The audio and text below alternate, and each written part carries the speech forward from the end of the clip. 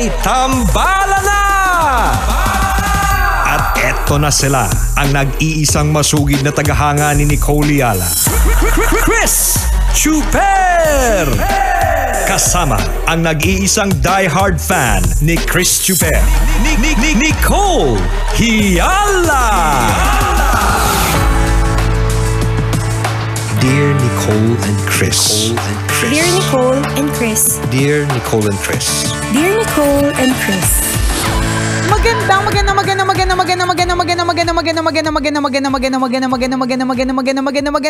morning, Luzon, Visayas, at Mindanao Metro and Mega Manila.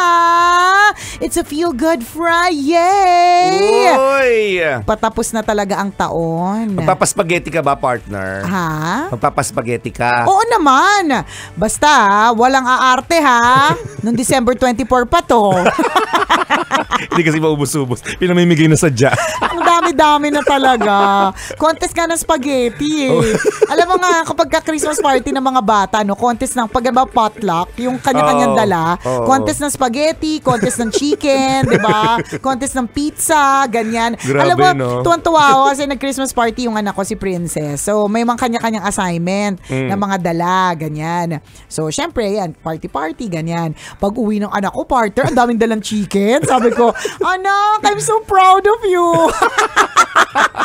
Manang-mana ka sa akin, anak. Manang-mana, hindi ka Marunong talaga, kang mag-uwi. hindi ka talaga magugutom. Diba? Very Sharon. Balutin mo ako. At talagang ano siya, partner. Ang pinili niya talaga yung malaking lagayan. Oh. Kasi sabi niya, wala saan siya naman. kumuha ng lagayan? Yung lagayan mismo ng chicken. Pinagdala pa ng nanay.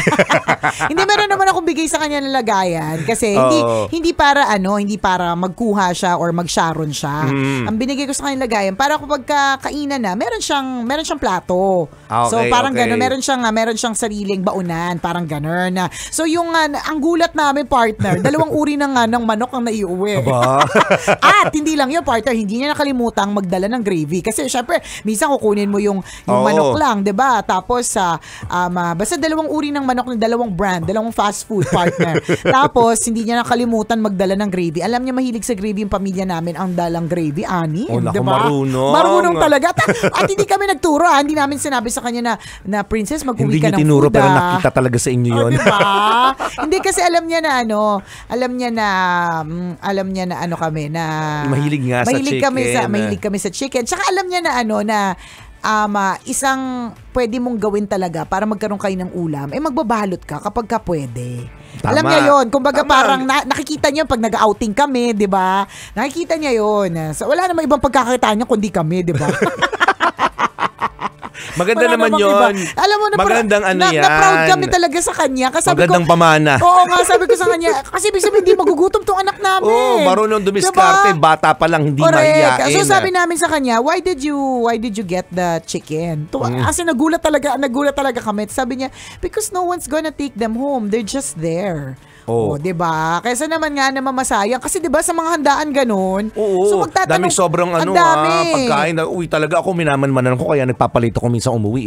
Minamanmanan ko talaga yung mga natitirang pagkain do sa catering. Kasi sayang Nasabi na namin ito, no, lagay mo lang na maayos yan sa mga microwavable, tapos lagay mo sa freezer, tatagal yan hanggang Pasko ng pagkabuhay. Kaya 'di ba? Nakita ko nga, sabi ko isa lang yung kagat diyan, pwede na yan. Oo, pwede na din pag prinito mo yan, natanggal na yung germs nung kumagat. Ganun lang, balutin mo lang ulit ang bagong breading para hindi halatang may kagata. Correct. O di naman kaya, kahit fried na yan, ilagay mo sa tinola. Itinola mo. Ang pangit. Sobrang double dead na yung mga manok. Nakakaloka. O diba? Ang daming yan yung ating maganda ngayon, 'di ba? Pansinin po ninyo, ang mga refrigerator ay puno. 'Di ba? Kasi puro spaghetti nga. Oo nga, ikaw na mismo magsasawa sa sarili mong pagkain. Sana pwede talaga extend yung life nito, no? Parang laging sana all mahaba yung buhay, 'di ba? Ng mga pagkain. Lahat ng bahay talaga may spaghetti. Pansinin niyo po, walang bahay na walang spaghetti. Correct. Malungkot ang bahay kapag walang spaghetti. 'Di ba?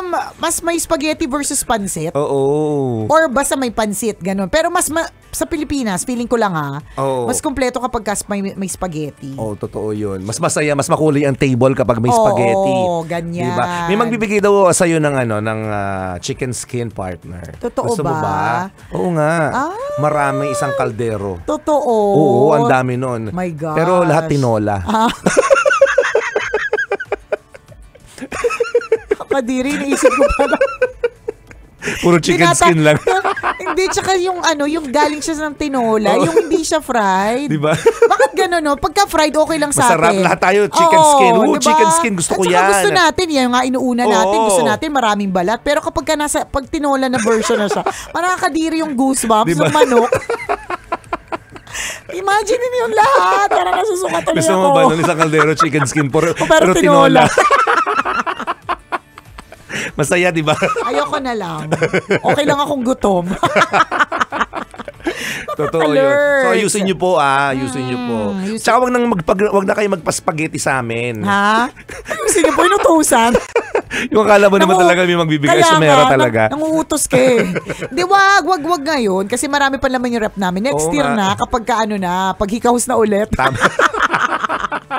Ayan, ganyan. Hindi, pero ang dami talagang kaya kung halimbawa maraming pagkain sa ref po ninyo, tapos hindi nyo na, yung iba nasisira na kasi hindi nyo sinishare nyo na lang sa iba. Tama. Diba? Wala namang masama na kung binigay sa'yo ay ibigay mo sa iba. Kung alam mo naman sa sarili mo na hindi mo siya mauubos. Mapapanis lang din. Oo, mapapanis lang din, masisira lang din, wala makikinabang. I-share mo na lang sa iba. Diba? Yan tayo eh.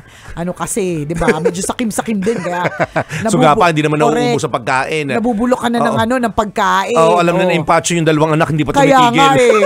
Alam na nga halos ma-ER na isa kakakain, di ba? Hindi pa rin sinishare yung mga pagkain sa refrigerator. Yung tatay nga, constipated na, ayaw pa rin tumigil eh. Dubang ba rin kakauwi ng pagkain? Kaya Share nyo naman sa iba. Share nyo sa iba.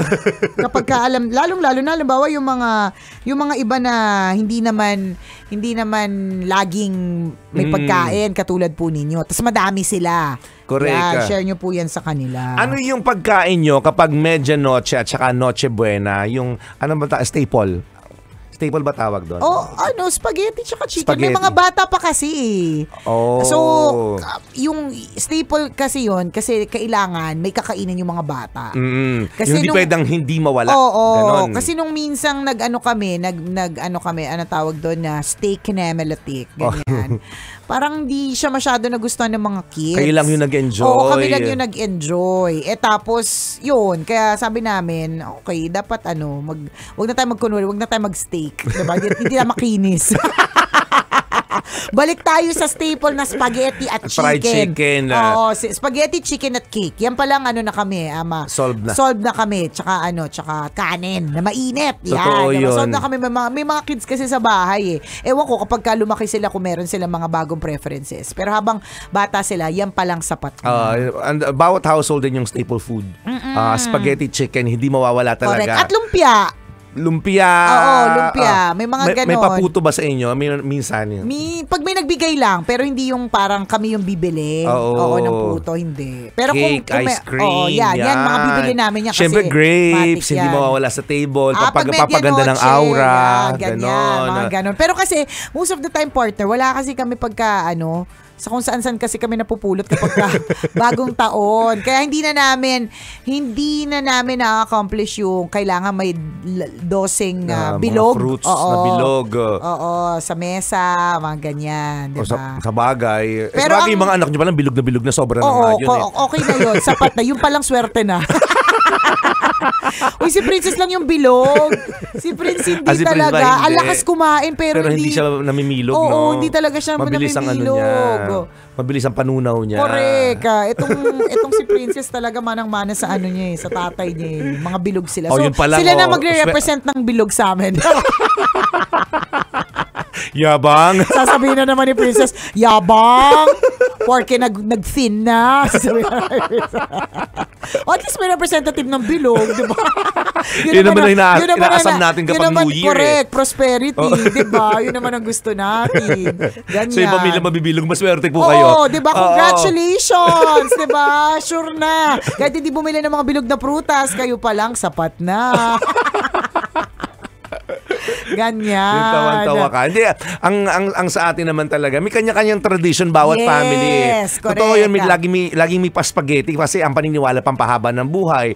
May kailangan may prutas na bilog kasi kailangan swertehin kasi pera ang nire-represent. Yung ibang malalagkit, puto, kutsinta, tikoy. Para dikitan daw ng swerte. Ako hindi na ako nagaganon kasi kilikili ko palang malagkit na. So, yun palang panalo ka na naman. correct, diba? May representative na din. So kung yung asawa ko at ang dalaga ko, dalaginding ko ay representative ng mga bilog, ako naman ang representative ng malagkit. Tsaka syempre hindi nawawala yung may coin sa bulsa. Dapat may bulsa ka. Tapos dapat merong coins na marami. Ay, panalo na sa amin yan. Oh, diba? Kasi mukha ko pa lang ang dami ng parang pinaglagyan ng coins dati. Di representative ka na din. Congratulations, partner. Representative ka na ng coins. Diba? Mukha mo pa lang, sapat na. So, ganyan. Totoo. Ano naman ang tradisyon ng pamilya ninyo? Ang importante naman, kayo, may tatawid ng safe. Correct. Diba, ng mapayapa ang taong 2024. Yes. Dalawang tulog na lang, partner. Tama. Dalawang. Hindi, tatlo pa. Ano naman date 29. Ngayon? 30. Ay, diba, matutulog ka. Unless hindi ka matutulog, mama. Pwede naman, para panindigan lang yung dalawa. Sabi ko kasi dalawa, di panindigan ko. Di ba panindigan mo? Huwag ka matulog. Kasi sabi ko dalawa lang. Ano ba ngayon? 29, di ba? 20 matutulog mamaya. 30. Matutulog ng 30. Hindi na yung 31, hindi na ako matutulog ng 31. Kasi Hindi sa lubong na. So dalawa talaga. Okay, sabi mo. Hindi, Pwede diba? din naman, depende sa ano mo. Depende sa iyo. Tsaka depende sa time zone mo. Oo. Kung nasa ibang time zone ka rin, ibang number of days din, di ba? Yan. Kanya-kanya po yan, di ba? Walang basta ganang trip. Kung feeling mo walang tulog, di ba? Wala kayo, nagiinom ka hanggang sa lubungin ng bagong taon, hindi ka matutulog. Di wala na, walang tulog na, bagong taon na agad, ganun. Depende sa trip mo, walang basagan. Meron din kami tradition partner, naglalagay kami ng mga yung ampaw sa bawat pinto ng bahay. Okay, sa bawat pinto ng kapitbahay. Yaman. Sa bawat pinto ng bahay. Okay, kasi ang paniniwala nyo naman Siyempre, swerte din. Ganon. Tapos, kapag may kasama yung buong family, unahan yan. Kapag 3, 2, 1, unahan yan na padami yan ang makukuha. Alam mo naman, daming pinto. Isa lang naman. Kung makapadami yan na makukuha, alam mo daming pinto. Ganon. Totoo yan. So, kanya-kanyang tradisyon. Siyempre, hindi mawawala dyan yung pagtalon, yung pag-asa pa na kahit bansot kayong buong pamilya, itatangkad ka pa. May ganun din, di ba? Ang importante naman, may pag-asa. Yan. Diba? Lalo yung hope pa. Yun, diba na natatangkad pa. True, hindi mawawala yung spirit of hope yan, yung ganyan, yung pag-asa, ganyan. Totoo yan. At umasa ka, kabisyo, umasa tayong lahat, di ba? And let's continue to have faith na kung ang 2023 ay hindi man masyadong naging bongga para sa'yo, sanda mo ka lang pagsubok, huwag kang mag-alala. Dadating din yung panahon na sabi nga, 'di ba, ipapalitan lahat ng nawala sa inyo at higit yes. pa. Yun. So magiging excited tayo dun sa moment na yon, yung sa pagpalit ng lahat ng sayo at hihigitan pa ni Lord yan. Manatiling nakakapit sa pag-asa. Yun yung hindi dapat mawawala kasi habang may buhay, may pag-asa. Bongga-bongga. Happy New Year sa iyo, partner. Magkikita tayo, mga kabisyo, New Year na. Yes. Grabe. Simula na ng bagong taon. Oh my gosh, 2024 na 20 years na ang tambala. Oh my God, 45 years old ka na. Oo, tayong dalawa. Huwag kang dyan. Mag-45 na tayo. No? Grabe, kalahati sana, 'di ba? Ang prayer natin, kalahati ito pa ng buhay natin. Oo naman. Madagdagan pa ng another or higitan pa, 'di ba, sa kalahati. Bakit naman hindi? Yay! Happy New Year! Happy New Year, mga kabisyo. Sa 2024 na po tayo magkakasama-samang tambalan. At dapat po safe, maayos, healthy, marangya po nating maitawid from 2023 to 2024. Yes. Happy New Year, partner! Happy New Year sa iyo, partner, at sa buong pamilya mo at sa lahat ng mga magbibigay sa atin ng regalo na pahabol. Happy New Year po. Happy New Year po sa inyo. Hindi po porke patapos na ang taon, hindi magpapahabol. Okay lang po. Tumatanggap po yung card namin. Open po siya 24/7. Yeah. Okay? Ay, nakamuli ako po si Nicole Ala. At ako naman si Chris Chuper. Na nagpapaalala, walang matatag na relasyon sa malanding na determinasyon. Yun!